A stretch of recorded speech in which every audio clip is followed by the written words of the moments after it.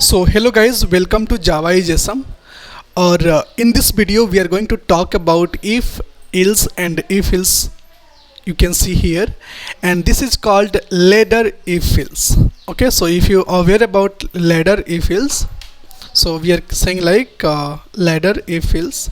So basically this is the syntax for the ladder if else. Is like we are combining a multiple if else, that is called a ladder if else. So ladder means like for example we have some branch of the form that is called ladder. So what we can say is like the syntax of this. So the syntax syntax syntax, and here we can write a syntax for the ladder if else is, first we have to write the if conditions. So for example you have some code op, okay, and then we have written some if conditions. So inside the if conditions we can write here which is condition, okay, open curly braces, and here you have a if conditions block, then if condition will be end, then here we are starting with else if. So else if means one more conditions we can write here. So this is the called condition 2. Here you can mention it condition 1, this is condition 2, and also this else if block having a some statement we can close here. Apart from this, if you want to write one more, you can write else if, okay, and condition 3.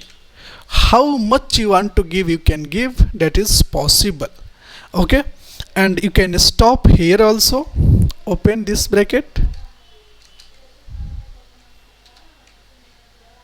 closing this bracket, okay. Otherwise you can start with the if and you can end with the else if, that is also possible. And if you want to smoothly end with else, then you can write finally else block also. You can write a else block also, and while writing a block code you can terminate it. So this is the one basic form of the syntax of the ladder if else. So ladder is something like multiple conditions. So we are putting a multiple condition like condition 1, condition 2, condition 3, and then we are ending with the else. You can stop here also. This is also a valid syntax as of now only. It's not required to give, but you can give, it's a fine, okay.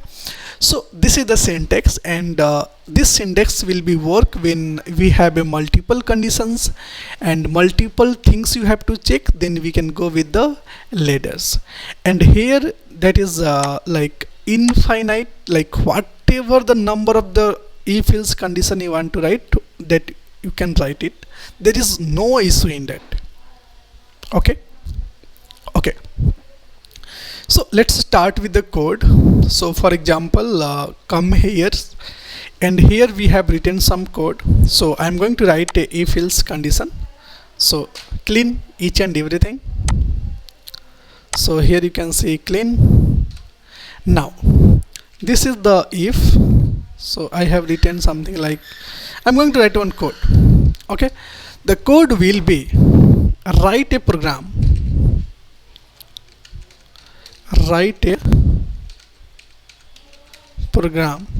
to check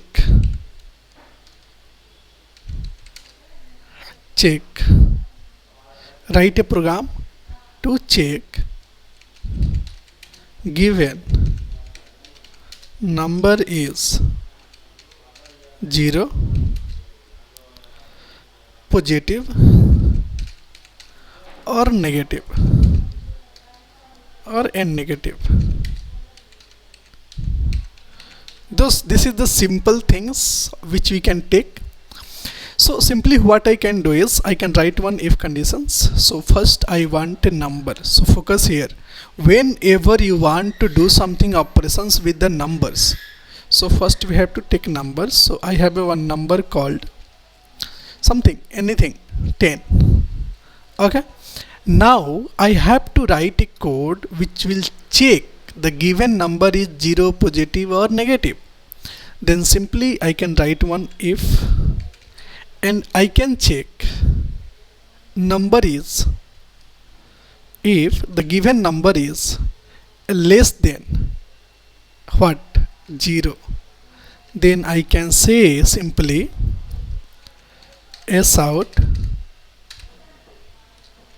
number is negative.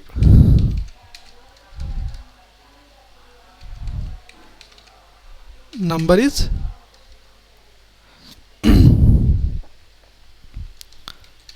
negative. Okay.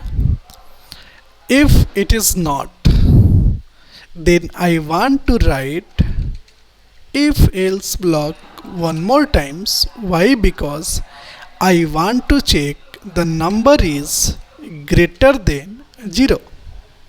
Then I can simply say system.out.println what, number is positive. Okay. If it is also not, if it is also not, it's not a negative, it's not a positive, then I can check also like else if, I can write one more times and I can see if number equal to 0. Then I will say s out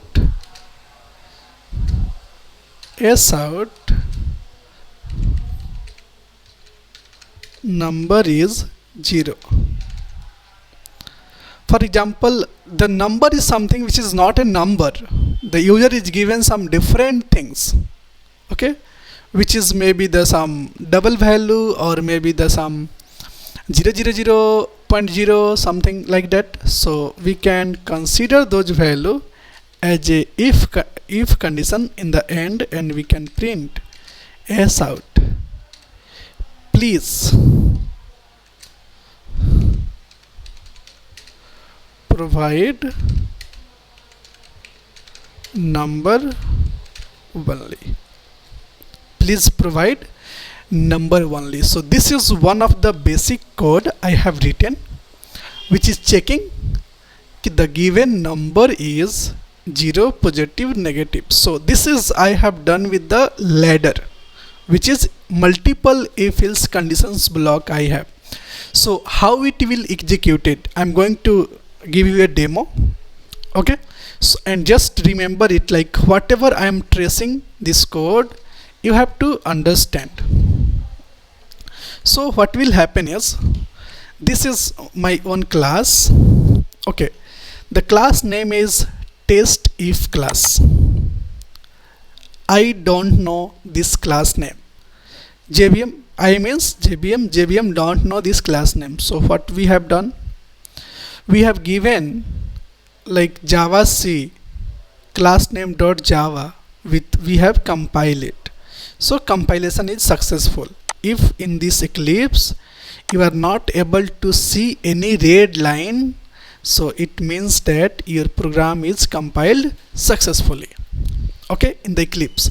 So Eclipse or STS automatically, this ID is capable to compile your code automatically. There is no requirement to the compile it. Okay, now coming to the run part. So when you run this code, you have to fire from the console. So it's automatically handled by the ID. Once you click on that, it will, what it will do is, it will fire one command called Java or class name, which is bytecode. Okay, so test if class it will be called, and then after the JVM will check in this class if there is any main method is available or not. If this main method is not available, then it will throw one error. For example, I given main 1 and I try to run this. What I'm getting? Main method not found in the class com.app.test if class. Please define the main method. This is the error we are getting from the JVM. So JVM is not able to identify your main method in this class. So make sure every every code you are writing, okay, which is a main class, so definitely you have to write a proper main method, which is public static void main string argument array open bracket closing bracket. Okay, so this is the one things. So once now it's got the main class, now if you run it will print the output. So now it's got the main class, it will come here and it will see, okay, this is the comment, so it will ignore int n equal to 10, so n equal to 10. It will create one variable, it will store the value inside this 10. Okay, and then after, if n is less than 0, so what is the n? N is 10. 10 less than 0, no, condition is false. If this condition is false, it will go to the else if. It means next condition. It will check these conditions. N is what? So n is 10. So 10 is greater than 0. Yes. So it will come inside this block and it will print number is positive. Okay. And once one condition is true, it will not check any other conditions. If one condition is true, then it will not check any other conditions. It will break here and it will come outside. I hope you understood. Next, let's take the something value which is called minus 23. Save it.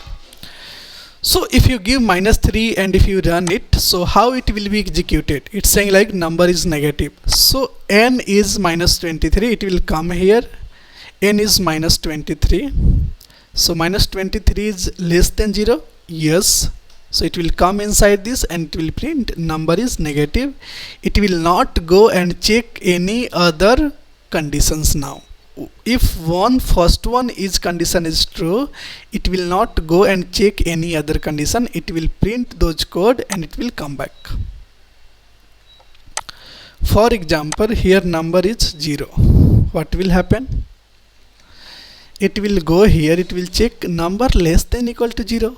No, 0 not less than equal to 0, so this condition is false. It will come here. N, it means 0 greater than 0. No, this condition is also false. It will come here. N equal to 0. Yes, 0 is equal to 0, so condition is true. It will print this output. Okay, so number is 0. Here now if you give something like that, so it will not accept here 0.09. Now I am going to give something like that.